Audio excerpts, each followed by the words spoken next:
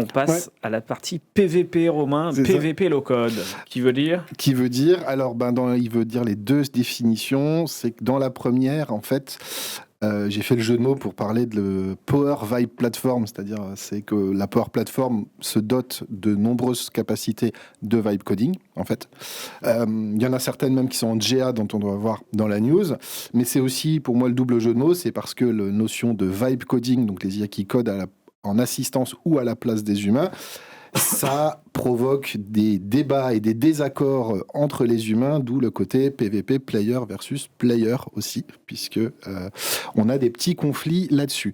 Et donc, première news qui commence, entre guillemets, à dater dans le monde de l'IA, c'est que depuis début mars, on a la partie Angea Power Apps Code Apps, qui est donc la capacité, en fait, d'utiliser dans Visual Studio Code, avec GitHub Copilot, et donc avec le modèle Claude 4.6 recommandé, de pouvoir complètement vibe coder des applications Power Apps. C'est prod certifié, et alors ça s'améliore très vite, hein. Entre la release le premier jour officiel et un mois après, ça a fait des progrès fous.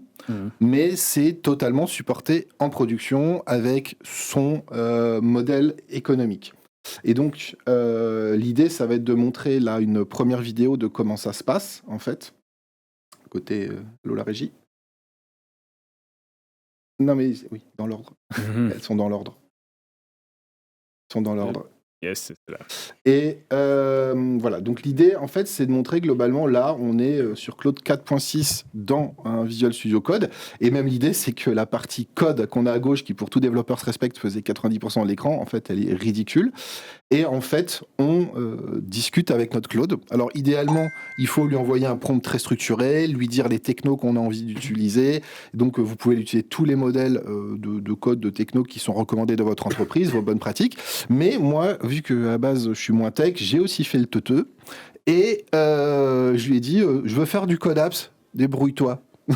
Je veux faire cette application, débrouille-toi. Et il a été de lui-même chercher les sites officiels Microsoft qui donnent des templates de projet. Parce qu'en fait, ça je viendrai plus tard dans la news, il y a des templates de projet. Et en fait, voilà le genre de choses qui vous créent en quelques minutes. C'est du très lourd, en fait. Voilà, c'est vraiment impressionnant. Et bien sûr, on pourrait faire une émission entière sur les techniques de vibe coding. Là, j'ai un peu fait le tête de bulbe, et je lui ai donné quasiment zéro info, et il s'est très bien sorti. Il m'a d'abord généré l'application sans les données, et après, il m'a dit, écoute, on passe en Power Apps, donne-moi ta référence de connexion, ta solution, l'environnement dans lequel tu veux déployer. Il s'est connecté donc à une table Dataverse, et à partir de là, il a mis dans la solution, il a fait les packages, il a tout fait. Pour l'instant, il n'y a pas encore de la connexion GitHub directe. On peut, bien sûr... C'est Claude, hein, on peut lui demander ce qu'on veut, finalement. Donc, c'est assez impressionnant. Vraiment, ce qu'on peut faire. Futur de la Power Platform. Oui, c'est vraiment le futur, sachant qu'à côté de ça, on a en preview Power Pages, qui va permettre de faire ça, enfin, qui est déjà en preview.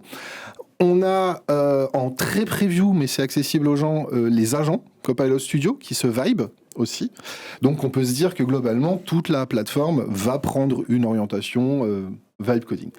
Pour le moment, ce qui s'appelle Power Apps Code Apps, et j'ai pas parlé de dire Canvas ou Model Driven, donc c'est une nouvelle sorte d'application, c'est du vrai code. Le seul moyen de l'éditer et de la modifier, c'est soit de modifier le code et de repousser le package à la main, parce qu'on a accès au code vu qu'on est dans Visual Studio, contrairement à d'autres produits dont on a parlé dans les émissions précédentes comme Microsoft Plan ou Vibe.powerapps.com, qui sont, on ne peut pas éditer puisque c'est plus Business Maker ou Advanced Maker. Là, c'est en langage naturel, donc j'ai envie de dire un user business à qui on lui donne tout ça, pourquoi pas, mais c'est surtout le développeur, on peut corriger à la main le code. Voilà. Mais généralement, c'est qu'on lui fait corriger, travailler dessus. Et donc, ces Power Apps Code Apps, comment ça s'active? Donc ça, c'est juste après la vidéo, c'est la première image. Globalement, c'est dans les environnements par environnement. Il faut aller dans les features de l'environnement, et ensuite dans l'image suivante que je montre une fois qu'on est dans les features de l'environnement, c'est tout simplement, il faut autoriser le Power Apps Code Apps.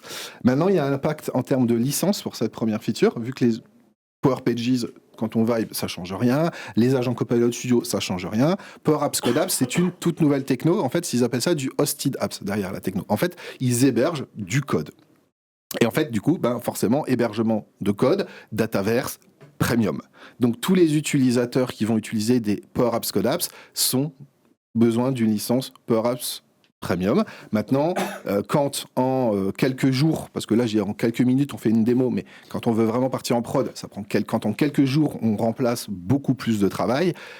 Le vrai comparatif du temps de build réduit qu'on va gagner en mettant des licences, il se pose vraiment. Donc ça, c'est super, super, super intéressant, je trouve. Par contre, du coup, ça ouvre des questions sur le vibe coding, le métier de développeur.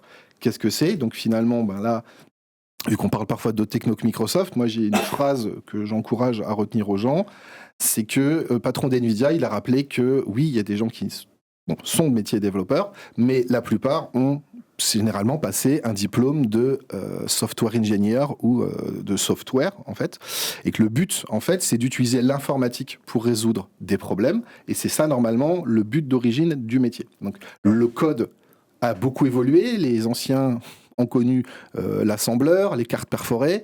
En fait, la techno change, mais le but du métier ne change pas. Donc, c'est pour ça que je pense qu'il y a une vraie réflexion et un débat qui peut y avoir là-dessus, entre le fait de produire du code, c'est une chose, mais donc le code a été toujours un outil pour atteindre un objectif, et c'est là que c'est intéressant. Par contre, un des derniers avantages que nous, on voit avec nos clients, c'est ce qu'ils appellent, avec cette techno-là, le security by design. C'est-à-dire que quand tu développes une application sur mesure, il te faut des serveurs, il faut l'héberger. Et puis vous voyez sur LinkedIn, plein de gens disent « J'ai monté ma startup, j'ai failli coder mon produit, je me suis fait pirater au bout de 2 jours, au secours ». Là, non. L'authentification, c'est Power Platform, c'est vos users d'entreprise. Vous êtes dans le tenant, donc pas de circulation de données sur Internet, pas de problème d'HTTPS bidule. Et ce qui est souvent vraiment le premier frein aujourd'hui de toute personne qui veut se mettre au vibe coding. C'est-à-dire que c'est facile de prendre Claude sur son desktop, de commencer à faire un peu de code, d'avoir un HTML, quelque chose qui tourne. Par contre, de là à l'envoyer en production, alors c'est sûr, maintenant tu peux faire connecter à GitHub, etc. Mais on sent que pour quelqu'un de néophyte, c'est là où il y a quand même des étapes. C'est la faille. C'est la faille de toutes les applications vibe codées par des néophytes. Les serveurs sont... Exactement. Et du coup, je trouve que ça respecte quand même la philosophie du low-code. C'est-à-dire que le vibe code te fait gagner du temps. C'est la philosophie du low-code, que ce soit accessible pour des personnes citizen dev. C'est le cas aujourd'hui, on converse pour créer de l'app.